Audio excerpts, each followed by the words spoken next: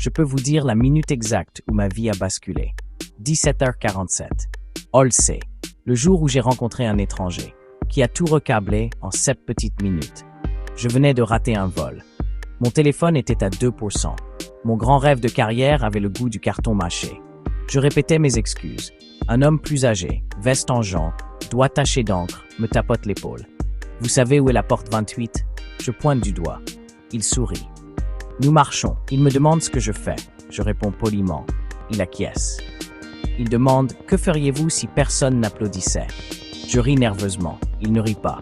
Il répète « Que feriez-vous si la pièce était vide ?» Fenêtre. Avion qui roule. Il dit « Professeur de musique. 30 ans. Petite école. Jamais devenu viral, mais les remises de diplôme, c'est un stade si vous écoutez. Je plaisante sur les promotions. Les applaudissements sont une location. Le sens est une hypothèque. Il gribouille un nom et une adresse sur une serviette. Mardi. 18h. Si vous voulez entendre les gens applaudir pour les bonnes raisons. L'embarquement commence. Il disparaît dans la passerelle. Je fixe la serviette. Dîner du mardi, plus adresse. Mardi. Petit centre communautaire. Table pliante. Spaghettis. Beaucoup trop de pain à l'ail. Une mère célibataire. Un mécanicien à la retraite. Une infirmière aux yeux fatigués. Un enfant avec un étui de trompette. Puis lui, veste en jean. Il est là, mais plus discret.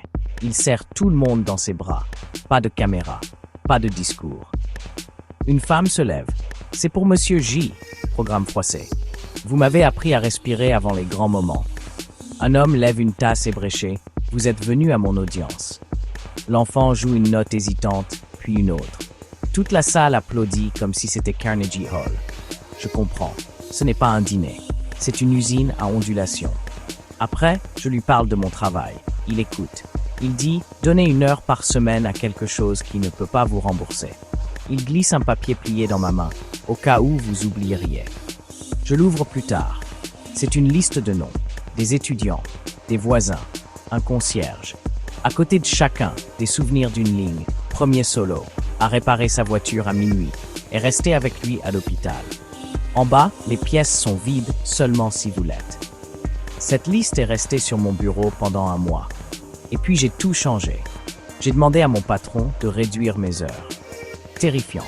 J'ai commencé les dîners du mardi dans mon quartier. Pas de bon marché. Porte ouverte. Première semaine, 3 personnes. Gênant.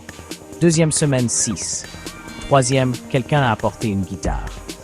Deuxième mois, un enfant a demandé s'il pouvait pratiquer sa trompette. J'ai failli pleurer. Je travaille toujours. Je rate encore des vols parfois. Mais maintenant, les seuls applaudissements que je recherche tiennent dans un salon et ont le goût de nouilles trop cuites. Voici la révélation. Ma vie n'a pas changé parce que j'ai rencontré un héros.